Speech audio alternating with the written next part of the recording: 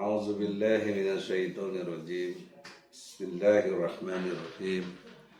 Asyhadu an la ilaha illallah wa asyhadu anna Muhammadar Rasulullah. Allahumma shalli ala sayyidina Muhammad wa ala alihi sayyidina Muhammad. Ya arhamar rahimin, irhamna ya jal jalali wal ikram. Assalamualaikum warahmatullahi wabarakatuh. Allahu akbar, Allahu akbar, Allahu akbar, walillahil hamd.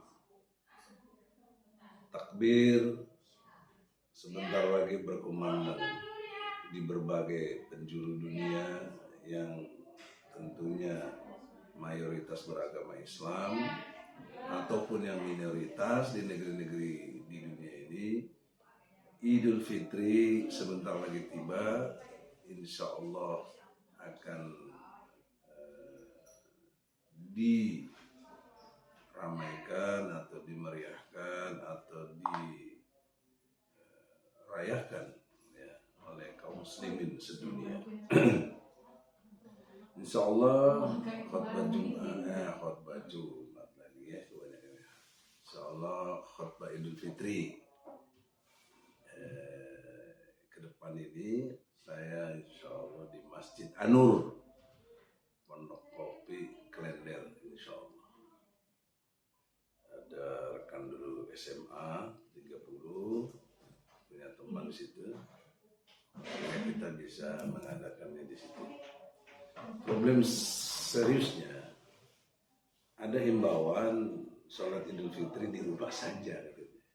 Nah, ini kan problem itu, serius itu, karena kalau dimensi ibadah nggak ada yang nggak serius.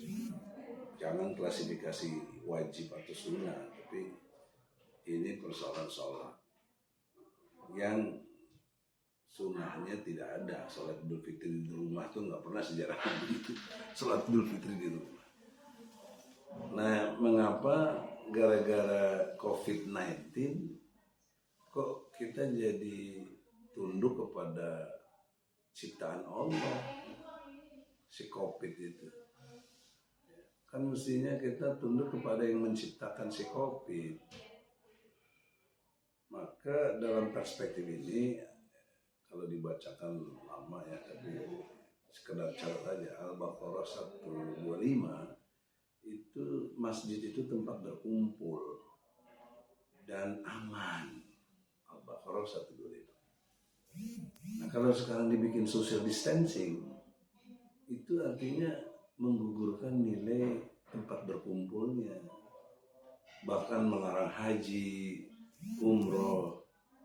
Itu kenapa kok Arab Saudi lebih tunduk pada Amerika atau kepentingan Cina atau apalah? Persoalan seriusnya ada nggak pernah Nabi dalam sejarah kehidupan itu menyetop haji, umroh. Islam juga dulu ada yang tahun musibah yang besar, ada lepra, ada kusta, lebih dahsyat. Ini kok baru begini kita sudah sangat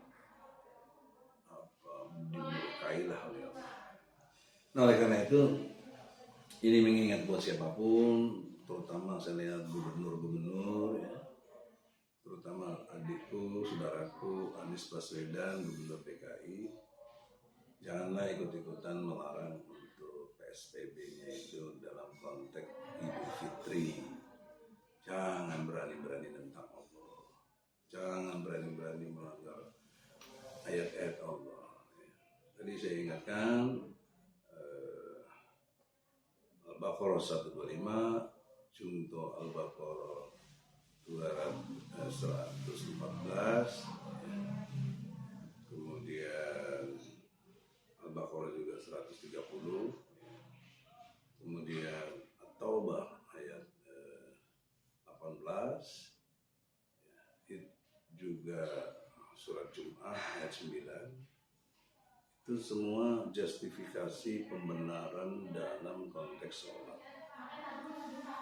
Untuk itu nggak boleh dilarang atau dihalang-halangi atau dipelintir-pelintir, dibikin aturan sholat ditunda lah. Ya, kita nggak melarang sama tunda, tundaan sama juga waktu ditunda itu ada udah melarang gimana? Nah, itu sederhananya begitu. Jadi oleh karena itu dalam kesempatan ini tidak bermaksud mendikte, menggerui, tapi ini adalah ajaran Islam. Bagaimana tetap melakukan satu sholat Idul Fitri nanti di lapangan atau di masjid yang besar-besar itu, sehingga idealnya di lapangan, ya kan? Tapi prokes dalam arti masker, cuci tangan, jaga jarak, ya kita jagalah sebagai satu konsekuensi. Tapi kalau jaga jarak saf, saya tidak menyarankan. Saf harus tetap rapat karena nggak ada contoh untuk direnggang-renggangkan. Nah itulah satu kondisi objektifnya. Maka oleh karena itu pesan moralnya kembali ke fitri, kembali ke kesucian diri, itu prosesnya harus kita pahami. Yang pertama, kemampuan kita untuk mengatasi godaan-godaan setan yang dalam diri kita, yang kita anggap setan itu godaannya seperti secara fisik itu khawatir dengan kuntilanak, genderuwo, dan lain sebagainya. Setan itu bisa juga diri kita sendiri. Kalau mengacu ke surat Al-Hajj, surat 22, ayatnya 52. Jadi setan itu cara godanya bersamaan dengan keinginan. Keinginan manusia apa? Masuk di situ setan.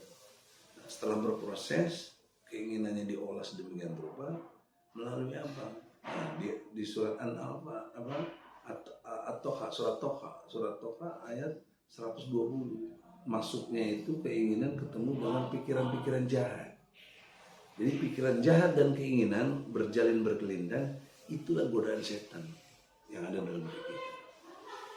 Dari proses godaan setan yang dahsyat itu, karena manusia nggak ada yang lepas dari keinginan dan kemudian bergulir terus menjadi pikiran-pikiran jahat, maka muncullah bentuk segala macam kemaksiatan, kezaliman, korupsi, penindasan, gaya-gaya kepemimpinan Fir'aun yang punya 6 ciri. 1, berbuat sewenang-wenang. 2, memecah belah rakyatnya. 3, menindas. 4, membunuh. 5, membuat kerusakan. 7, bala tentara Fir'aun itu cirinya sombong. Sombong, main tangkap aja, main tembak aja. Ya, itu kesombongan Fir'aun. Ada dalam surat Al-Qasas ayat 4 dan ayat 39. Nah, poin pentingnya berkebarengan dengan situasi ini, saya solidaritas dengan saudara saya Munarman. Ya, semoga tabah dari ujian dari Allah ini. Tapi saya ingatkan bala tentara yang ada, terutama pihak kepolisian, jangan meniru gaya-gaya Firaun. Gaya Firaun dalam perspektif sekarang itu sama dengan gaya-gaya PKI.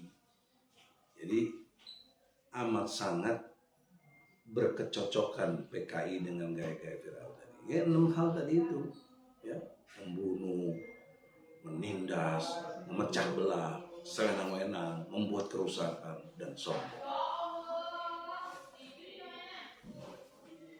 Oleh karena itu, dalam kesempatan ini solidaritasnya hanya buat pernyataan, saudaraku Munarman semoga segera bisa dibebaskan. Karena saya lihat dari substansi kasusnya kan tuh kalau tahun 2015 cuma hadir dalam satu baiat. Padahal kan hadir atau tidak hadir kan tidak menjadi penentu.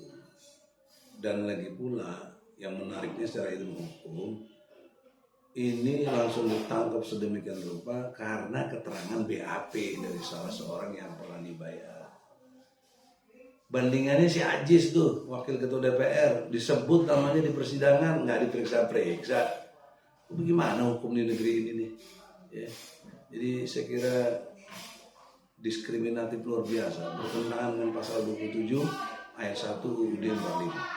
Setiap warga negara berkesamaan kedudukannya dalam pemerintahan dan hukum tanpa kecuali. Kenapa kok diperlakukan begitu, saudaraku normal itu? Juga sebelumnya Habib Rizik diskriminatifnya yang luar biasa diperlakukan kepada beliau. Dan banyak lagi, saudaraku Jumpur Hidayat, saudaraku Sah Ganda, saudaraku Anton Permana, dan teman-teman lain yang mungkin banyak sekali aktivis. Saya sebagai ketua umum tim pembela ulama dan aktivis, perhatian serius, saya hanya bisa menghimbau dalam suasana bulan suci Idul Fitri ini, bebaskanlah mereka itu, karena substansinya tidak ada kelakuan pidana yang mereka lakukan. Ya. Oleh karena itulah, dalam perspektif ini kita sangat prihatin.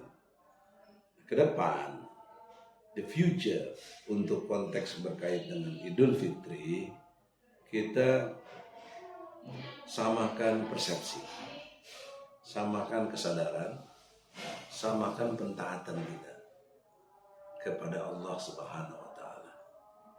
Persepsi kita dalam berbangsa dan bernegara tidak dapat hidayah dari Allah, sehingga persepsi kita macam-macam. Sampai hari ini aja masih bertikai Pancasila 1 Juni 45 dengan Pancasila 18 Agustus 45. Padahal secara ilmu hukum udah jelas yang benar adalah Pancasila 18 Agustus 45.